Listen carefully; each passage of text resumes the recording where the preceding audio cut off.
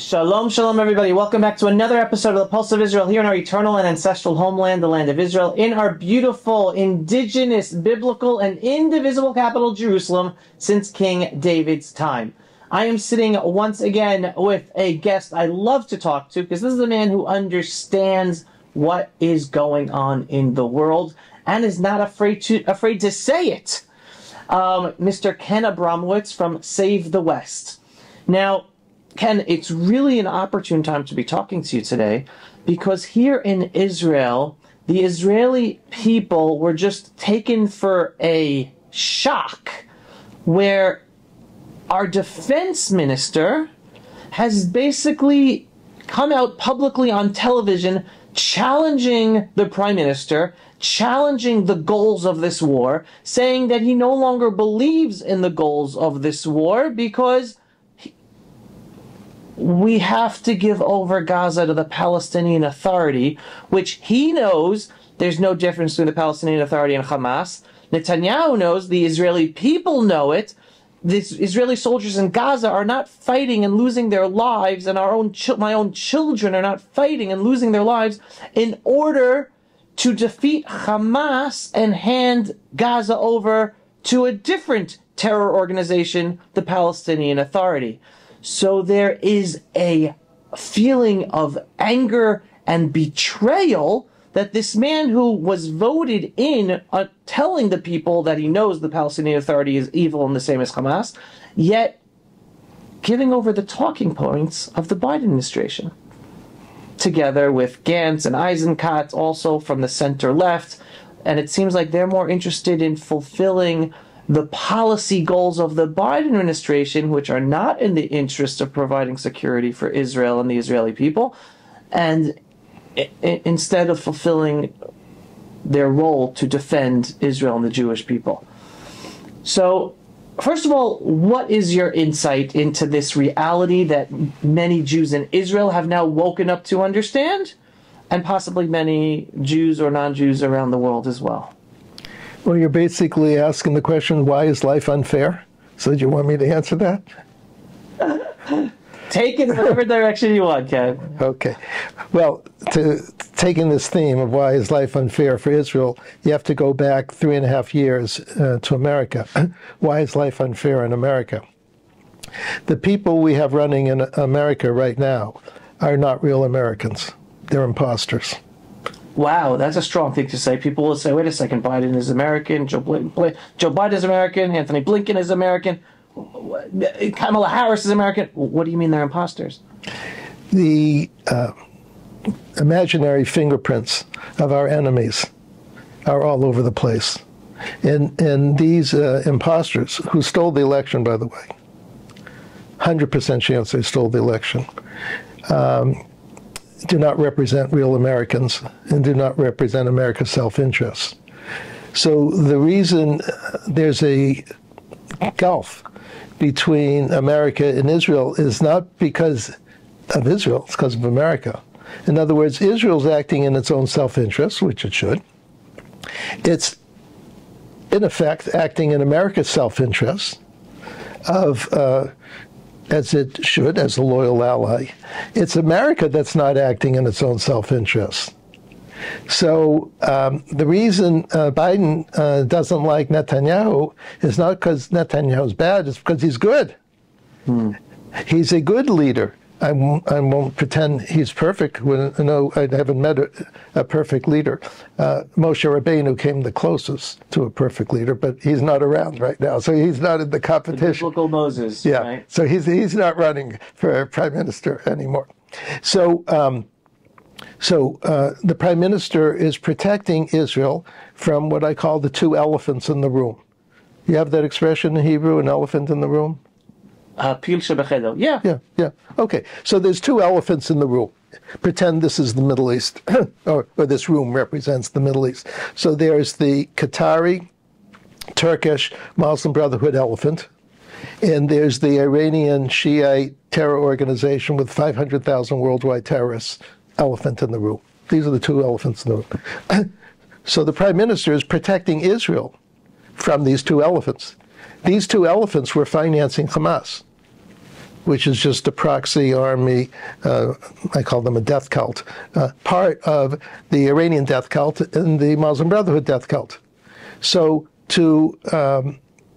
so October 7th and 8th were huge tragedy. It's like in Pearl Harbor for America, huge tragedy. So that's a separate issue. The question is, having gone through that, now what are you going to do about it? Now, in World War II, what did we do about it? It took us 4 years, and President Roosevelt at the time said, I'm going to destroy Germany and Japan until unconditional surrender, and then we'll stop after unconditional surrender. These are forces of evil. They can't be negotiated with. They can't be reasoned with. So we're going to destroy them. Not that we want to destroy them, but they're coming to destroy us. We have no choice but to destroy them. So people do not spend a lot of time accusing President Roosevelt of sleeping on Pearl Harbor Day. I mean, the country was sleeping on Pearl Harbor Day, so never should have happened. Because he went on to win the war. So you go on and win the war, and people forgive you for not being prepared for Pearl Harbor or for Israel not being prepared for October 7th. So the prime minister is determined to win the war. That is the correct strategy. That's what he has to do. It's within American history. That's what an American president would do. Right, and following that same line of thought, and winning the war is total victory until the enemy is beaten or surrenders. Right. That's right. There is no other option. That's right. It's not complicated. Okay. So there's roughly 40,000 bad guy Hamas terrorists or Palestinian Islamic Jihad terrorists in Gaza. Israel has to find each and every one of them. And as Israel's publicly said, surrender or we'll kill you. It's your choice. So I believe there's roughly 10,000 left for Israel Defense Forces to find. And I think they'll find most of them over the next 3 months. And then they'll have to keep fighting for maybe a year or two till the remnants are found one by one by one, or 2 by 2s, whatever it is. Because as you know, there's 2 wars going on. There's the war above ground and there's a war below ground. Right. So, and the war changes. So the bad guys are going up and down and up and down. So, but the IDF has to find all of these people and destroy this death cult. So, so the defense minister gave this impassioned speech a day or two ago, talking about we need a plan for the day after. Now, if you asked President Roosevelt in 1942, Mr. President, what's the game plan for the day after? He said, can I just focus on winning the war, unconditional surrender, Germany, Japan, and whenever that is. I don't know if it's in 2 weeks, 2 months, 2 years, 4 years, whenever it is, we'll spend some time on the day after. Exactly. So it's there's no reason Israel has to have a plan for the day after. That's one issue. Second of all, if Israel did have a plan for the day after, it's just an excuse for all the enemies of Israel to criticize Israel for having a plan for the day after. In other words, the U.S. government is purposely asking for a plan, and it's using their agents, Gallant and Gantz, among others, to create the political turmoil that would come from announcing a day after. Because whatever you announce for the day after, all your critics are going to complain about whatever plan you have. So there's no reason to, there's good reason to plan for a day after, but there's no reason to announce a day after or even put it in an email, because whatever it is, it'll get leaked to the press. So the prime minister is doing the right thing to just say, I'm going to focus on winning the war. And most likely, I'll guess, because I don't have any evidence of this, most likely the U.S. State Department has promised to help Gallant or Gantz to become the next prime minister if they provoke a crisis and bring down Netanyahu through an illegal coup. And so I think that's what's going on, and the American agents are playing. Now, we go back to the issue. Why would America be asking Israel to do something that's not in not in Israel's self-interest, but is not in America's self-interest? And that's why I come back to the fact that America's not being run in America's self-interest. Right. So we went through that shock 3.5 years ago. The Israelis are just going through the shock now of realizing that the American government is run by imposters. Right. So now I'm going to take a step back, because you give a great, not really an analysis, but you give a great example to help people understand the state of our leaderlessness in the modern Western world. Can you go through that with me? So let's spend a couple of minutes on democracies versus dictatorships, how they think in the conflict between them. So there's roughly 195 countries. Roughly half of them are democracies, roughly half are dictatorships. Each organization behaves very differently.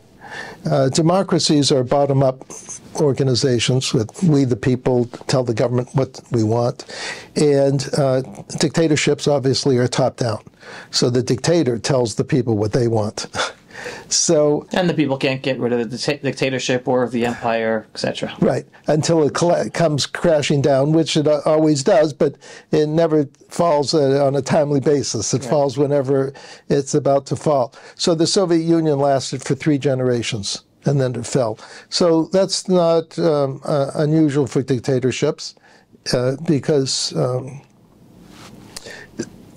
they only represent the interests of the top 10% of the population. So the other 90%, the anger builds up in them over time. Now, the dictatorships are in a state of war with the democracies. But the democracies don't see that, because democracies assume that since they're good, that every country is good, and why would someone want to declare war on you if you're good, right? You know, if I said, just pretend, I hate you, and you say, why do you hate me? I say, because you're good. You say, well, what kind of reason? Why would you hate me because I'm good? Because I'm evil, okay? And you're making me look bad. By your being good, you make me look bad. And so therefore, I want to eliminate the forces of good, so that the dictatorships are all criminals. So the dictatorships do not want their people, the 90% that they're stealing money from, to know that there's an alternative of being good. In other words, like the other half of the countries that are good. So the dictatorships have, by definition, a plan to destroy the forces of good. Unfortunately, the forces of good do not have a plan to destroy the dictatorships. The only time the forces of good want to destroy dictatorships are when they're forced to. For example, October 7th forced Israel to destroy Hamas. It didn't want to destroy Hamas. And the whole Iranian proxy terror octopus out to destroy us. That's right.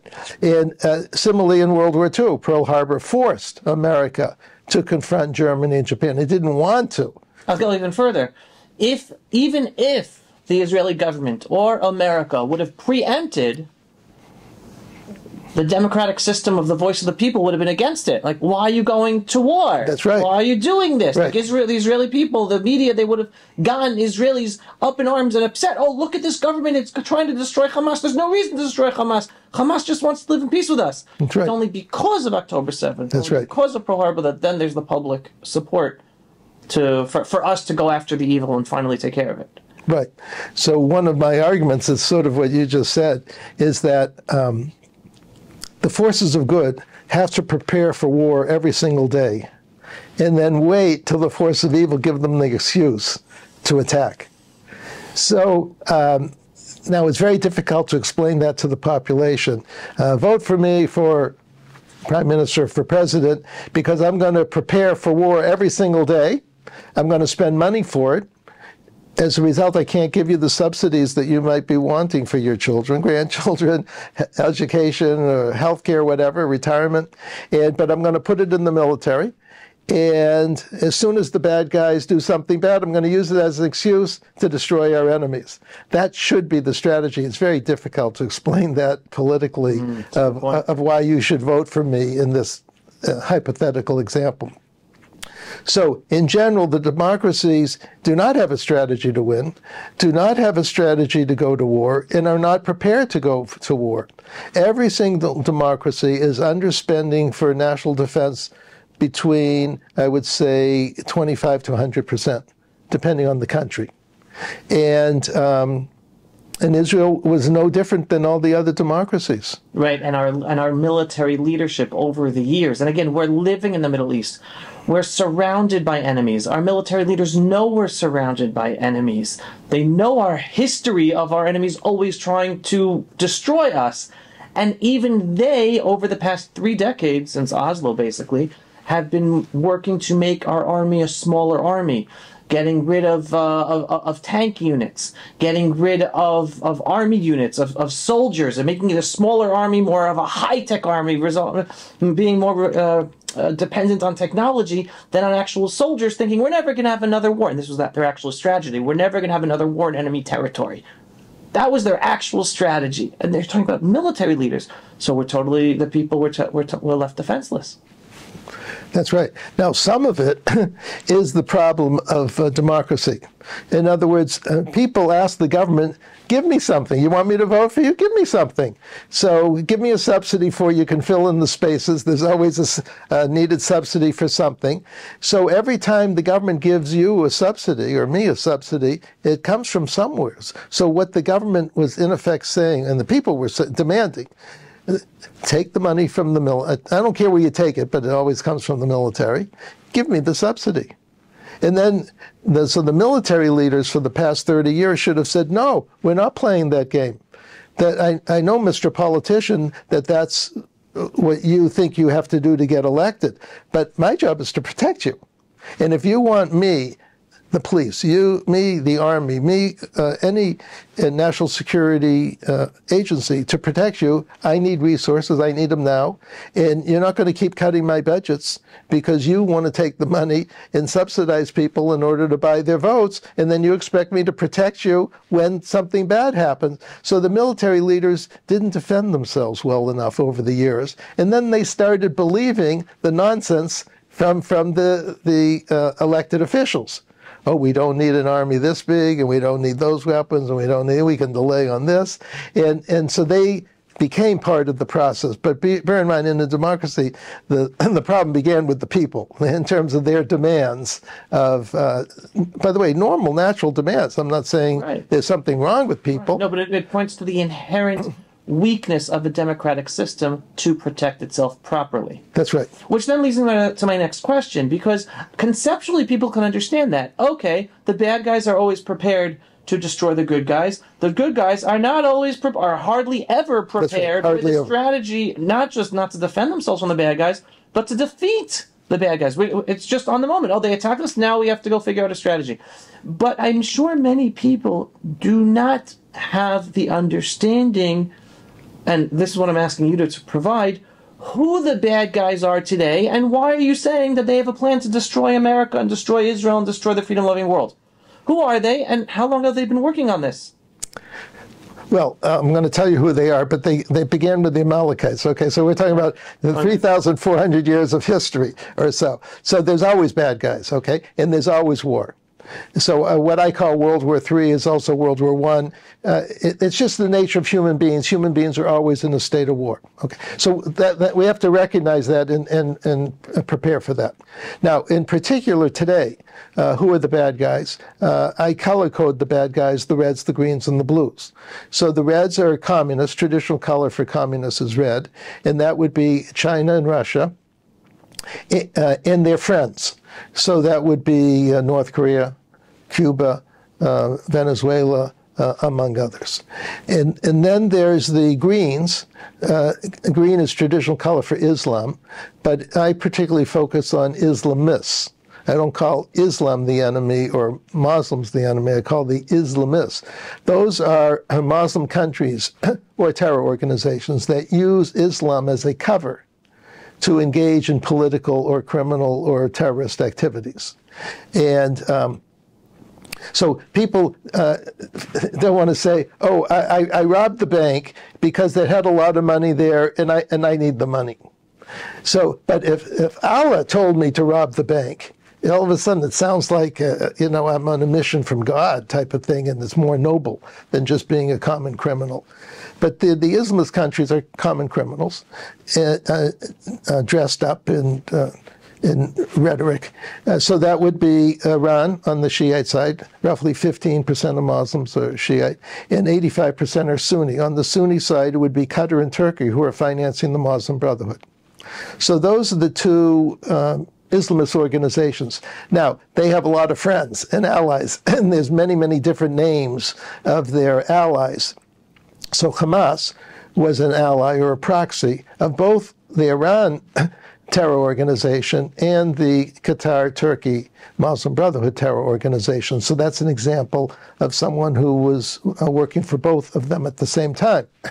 And Hezbollah in Lebanon is primarily financed by Iran, because they're Shiites in there.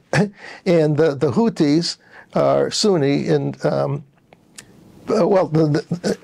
I guess you'd say Shiite, and they're financed by Iran. So, and then Syria is run by an offshoot of Shiite Islam, so Iran's helping them. So this octopus of bad guys has two stated objectives. This is the Greens. Let me just finish the Blues. I'll come back to the Greens in a minute. So the Blues would be the globalist, color-coded blue for the United Nations color. So that would be the United Nations, the World Economic Forum, the drug cartels, and the social media companies I put in the globalist category. Now, all of these organizations want to take over the world. The Reds, the Greens, and the Blues all want to take over the world. They short term, they say, I just want to take over this area. So they pretend to be only focused on, let's say, Little Israel. Or Russia would be focused on Ukraine. China would be focused on Taiwan. So they all pretend to have regional designs, but they all have world designs. Russia wants to take over the world. China wants to take over the world. Iran wants to take over the world. The Muslim Brotherhood wants to take over the world. The UN and the other global organizations already have the world. They're just not in control of it, but they would like to tell all the governments in the world how to behave through world organizations. So all of these organizations have a number of similar characteristics. One is they want to take over the world. Number two, they're all unelected. Number three, they're all criminal organizations. Number four, they all hate democracies. Number five, they hate the rule of law. Number six, they hate the Torah. In number seven, which is interrelated with number six, they hate God. In number eight, I call them pagans. So I call the Reds, the Greens, and the Blues the pagans. Why? Why do you call them pagans? Because they have so many attributes of ancient pagans. And most particularly, child sacrifice. Now, we regard children as like, we'll do anything to save a child, do anything to save a life. Right? So, I mean, we have all these rules in Judaism, let's say for Shabbat. Someone's on the street and they fall down. There's no Shabbat. Call the ambulance, get them to the hospital, right, and do the surgery or whatever is necessary.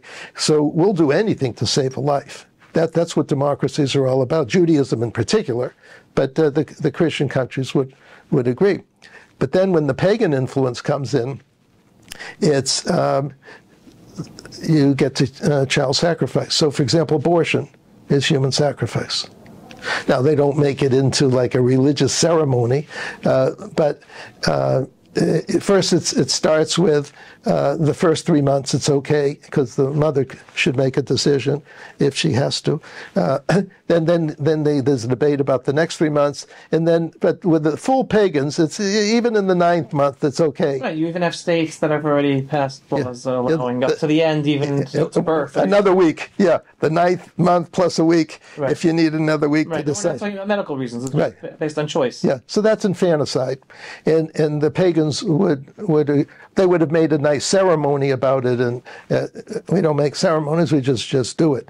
For underage sexual transition therapy, for anyone under 18 is pagan. That's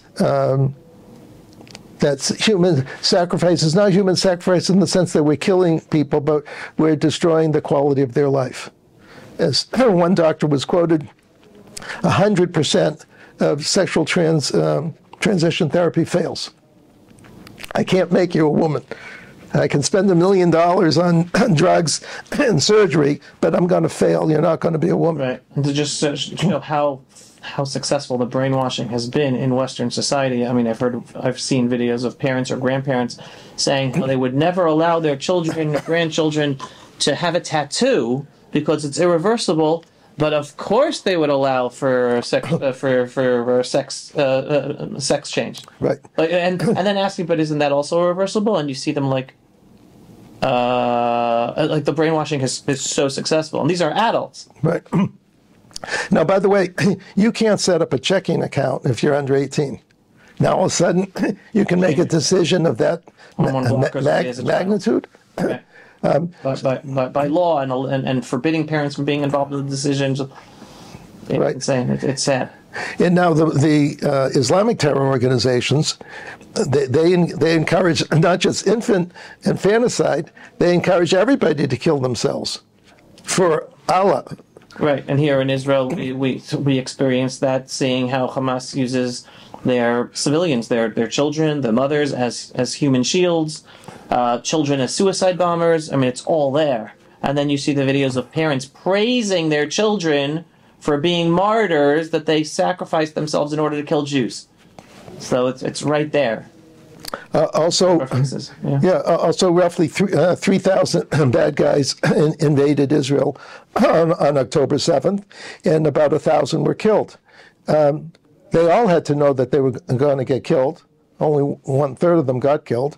They're eventually all going to get killed. But what kind of a person would you say you can act out all your evil fantasies for like 8 hours and then you get killed? I don't think that's a very good trade-off, you know. So they've brainwashed these kids through child abuse, sustained child abuse, to accept the premise that they're going to get killed for the benefit of Allah. Right, and the sad thing is, again, and this is Islam, and people should learn Islam because the people in the West do not know Islam. They are taught that if you succeed in murdering a Jew, or I guess killing any infidel, right, in the name of their ideology, I'm not even calling it religion, in the name of their political ideology, Islam, they go straight, it's like, don't pass go, don't collect $100. They go straight to heaven to receive 72 virgins. I mean, I don't know what they tell the women suicide bombers what they get. But they get, but you get 72 virgins, and then in heaven, they get all the pleasures of this world. Right. In heaven. Right? And they skip all the other, that any Muslim who does not die a martyr then has to go through other things, then can either go to heaven or hell, whatever. So you get a straight, don't stop at go, don't collect $200, straight to heaven by killing a Jew or an infidel, which lets you understand that it's not about them enjoying this world. They're waiting to enjoy the physical pleasures of this world in the next world. Right. It's like, at least in Judaism, we understand there is a next world, and we want to get to the next world, but the next world is totally spiritual, and we're told that we're supposed to live our lives as best as possible, and the Chayben, we're supposed to live. We're not supposed to want to die. They say straight out, they sanctify death, and they see our weaknesses because we sanctify life. Right. And that's inherent, and they say it, not us. Right. Yeah, we're in a state of war because we're good, is what I said before. We're not that we did something wrong. We're good, and therefore the forces of evil declared war on us. Right. So then that point is, how can people understand that these forces of evil, the reds, the greens, and the blues, are in constant war to destroy us, and hence we have to be vigilant and be prepared and have our leaders ready to protect us and to defeat them. That's right. And we have to have military people who understand that it's a state of war every single day, and they have to be prepared and not wait for Pearl Harbor or October 7th. So essentially the good people don't understand the evil people, but the evil people understand good people. In other words, they know how to take advantage of us. We don't know how to take advantage of them. And to bring this for people to understand, like the here and now, like current events, the leader of Hamas today, who was responsible for the horrific October 7th massacre, he sat in Israeli jail. He unfortunately was released from Israeli jail in a prisoner exchange in Gilad Shalit years ago. But he learned Hebrew when he was in jail. He knows Hebrew perfectly. He watches Israeli media. He knows the Israeli psyche, and he's making his decisions, his strategic decisions and tactical decisions about the war from beginning to end, till that right now, based on his understanding of us. And then we have our defense minister and our other military officials who we see by their decisions and their policies that they want to push that they don't understand our enemy. They don't understand Hamas. They don't understand Islam. They don't understand the Middle East. They think we're Sweden in the Middle East. Mm-hmm. Yes. Well, look, when you're in the middle of a war, the last thing you need is a civil war.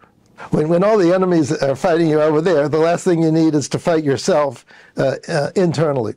So what Gallant and Gantz are doing by working with America, which is now a frenemy, half friend, half enemy, not a friend anymore, and by subverting the current government, they're actually encouraging Hamas. Right. They're encouraging Iran. Right. They're not working for our enemy. I'm not calling them traitors, but they're inadvertently working for our enemies by encouraging our Hamas to fight harder, fight longer, and by the Hamas and the Muslim Brotherhood above them to foment problems in city after city in the Western world, saying how cruel Israel is and it's genocidal, and so it's which puts public pressure on the leadership of the Democrat countries, and then causes them to put pressure on Israel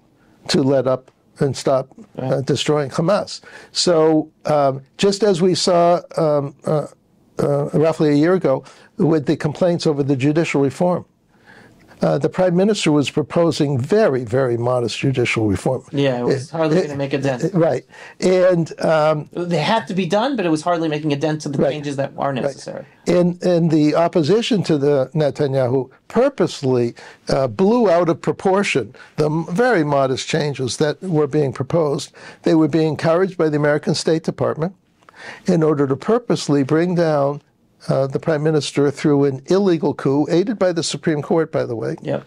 They were all involved in this coup. And meanwhile, Hamas was sitting back and saying, these losers are so stupid to be fighting over this irrelevant little issue that now it's time to kill them. Right. And if anyone questions Ken's statement of the America and the State Department supporting the internal protest movement, basically a color revolution here in Israel to topple the Netanyahu government, you have to ask yourselves the following question. And we're going back before October 7th. Anthony Blinken, the Secretary of State of America, had a visit to Israel, and while he was visiting and having meetings with Israeli politicians, he also had a meeting with the leaders of the protest movement. Why? Why should a Secretary of State visiting an ally have meetings with leaders of the protest movement trying to topple the government of an ally unless you have relations with those leaders of the protest movement? Mm-hmm.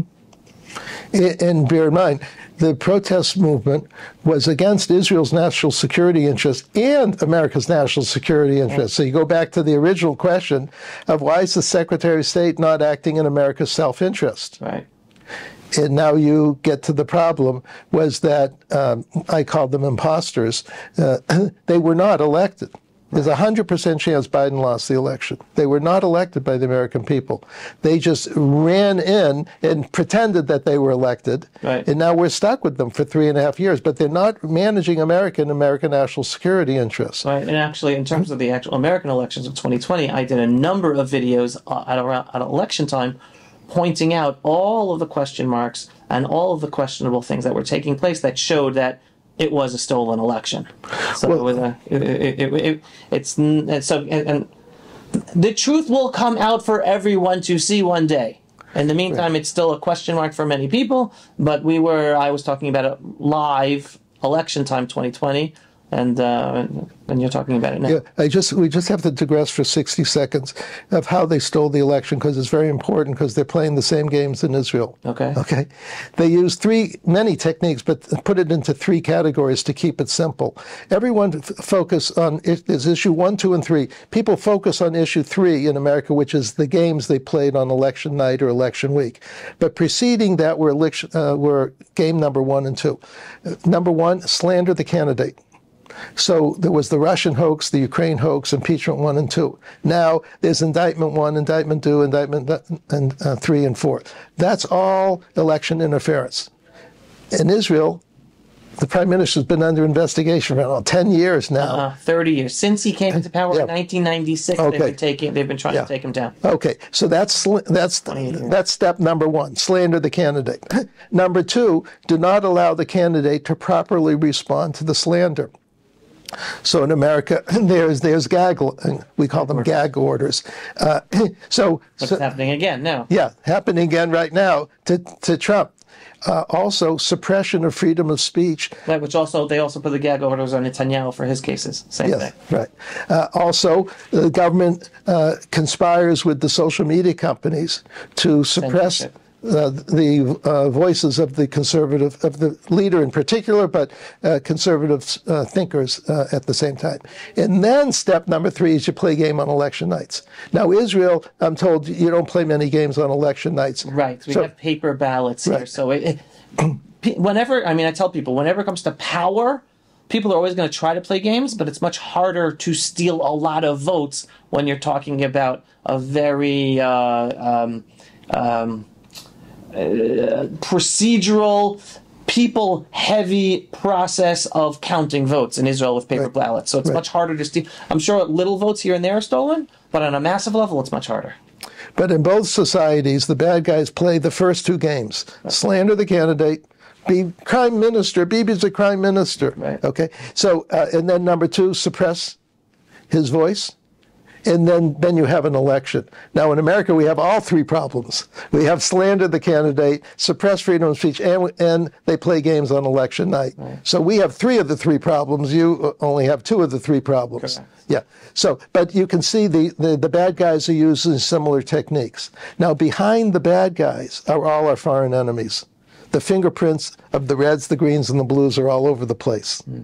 And so our opposition parties are not loyal opposition parties. They're either getting paid for or working for, or ideologically sympathetic to the Reds, the Greens, and the Blues, or the dictatorships. Right. So that's a huge challenge in democracies, and that's why I call World War III different than World War I and II. World War I and II were fought over there. World War III is over there and here, or to quote the Beatles, here, there, and everywhere. And that's why it's so complicated, and that's why our governments are doing such a bad job. So let's end on a positive note, Ken. Okay. All right? Oh, I can think of something positive. The positive is, and we spoke about this before, and I talk about this to my audience all the time, the power of the Jewish people is our joint ancestral identity here in our ancestral homelands, connected to the Torah, connected to our traditions of thousands of years, regardless of how religious a person is or not, and what level of religiosity, what they keep, what they don't keep from the Torah. There is a feeling of unity within a majority of the Jewish people because of that Jewish identity that unites us. Hence, I am totally optimistic that we're going to overcome our enemies here in Israel, and as I say, our external enemies and our internal challenges. Okay. Yes. Israel has many things going for it, but let's just focus on 2. Israel's really good, and its enemies are really evil. So let's just spend a minute on each of them. The forces of evil never can stop being evil. And now, by the way, I'll give you an exception, though. Saudi Arabia used to be 100% evil, and now under new management by Mohammed bin Salman, there's been a big transition. So it does, or the Soviet Union, Gorbachev took over, and he was not evil, and he transformed that. So it does happen that there's a benevolent dictator within the bad guys who flips. But I'm just on 99% of the time, the forces of evil continue until they self-destruct, until they overstep their bounds, until they create a crisis or a revolution, and then they get thrown out. So the good news there is the forces of evil don't stay evil forever because they get overthrown by the 90% of the people that they disabuse, misuse, and steal money from. Now let's go to the good guys. Israel has Torah. Israel's 80% Jewish. By the way, America is 90% Christian, and the Christians have Torah. They call it the Old Testament and the New Testament, but their commitment to Christianity isn't as strong as Jewish commitment is to Torah. Remember, Jews are the originator of the Bible. The Christians are the cousins or the uncles. It's not the same as being the mother or the cousin. See, so Israel has the attachment to Judaism of a mother to a child. In other words, unbreakable attachment. And I was very proud. I wasn't here by coincidence. I purposely came to be on Yom HaZikaron and Yom HaAtzmaut. Israel Memorial Day and Independence Day. And I was so proud of the society. I watched most of it from television, but I saw the Prime Minister and other people, and just normal people talk, usually victims of the bad guys. And it was such a wonderful series of ceremonies, so serious, obviously, for the Memorial Day. It's particularly exciting to be here for the 2 minutes of silence when everyone stops. Yeah, the whole country shuts down and just stands in silence. At least all the Jews in Israel stand in silence for 2 minutes. Yeah. And it's so inspiring to see that. And then you go to the next day, and then it's happy, not as happy as it's been historically, but still you go from the sad day to the happy day. Memorial Day straight into Independence Day. Right. And I would say, while I was watching this on TV, I said to myself, I wish America could do 10% as well as Israel does. So, in America, Memorial Day and Independence Day, as important as they are, it's basically a day for a holiday. Go with the kids camping or barbecue with your friends. Meaning you're pointing out, while in Israel, Memorial Day is internalized as a true Memorial Day, remembering, internalizing the price that we pay as a society, remembering our loved ones, our friends, those historically who've lost their lives, to allow us to have the freedoms we have today. Independence Day, understanding the importance of us having our freedoms in our country, like a real internalization, whereas in America, some people do that, but a majority of the society just treat those days as vacation days without internalizing the true message as part of their day of a Memorial Day or even Independence Day. So to leave on a good note, the Israeli society is much, much healthier than the American society. And it's much uniformly healthy than the American society. So 3,400 years of Torah has created a sense of unity that we don't have in America. So therefore, Israel should be very proud of what it's accomplished. Right, and then it sounds like you would be advising to all of you American politicians or leaders or community leaders out there that if you a process to help strengthen America is these small little steps. Help make Memorial Day a true Memorial Day. Help make Independence Day a true meaningful Independence Day, and not just the holiday vacation sales days that it's been turned into. That's right. That's right. Yeah, sounds like a great suggestion. Ken, a pleasure as always. Thank you so much for all that you do. Again, Ken Abramowitz, Save the West. Unbelievable insight to help us be able to understand that we can have good lives and move forward, but we can never take our eyes off of the evil that's right around the corner, trying to destroy us all the time. But we could all have good lives. Signing off for another episode of the Pulse of Israel here in our eternal and ancestral homeland, the land of Israel. in our beautiful, biblical, indigenous, and indivisible capital, Jerusalem, since King David's time. If you are not yet a subscriber to the Pulse of Israel videos, click on pulseofisrael.com and click to subscribe and to support our work and allow us to have these videos seen by many more people. Just click on the donate button every once in a while. Shalom, everybody, and thanks for watching. Pulse of Israel, frontline videos from the Holy Land. Support our work by donating today.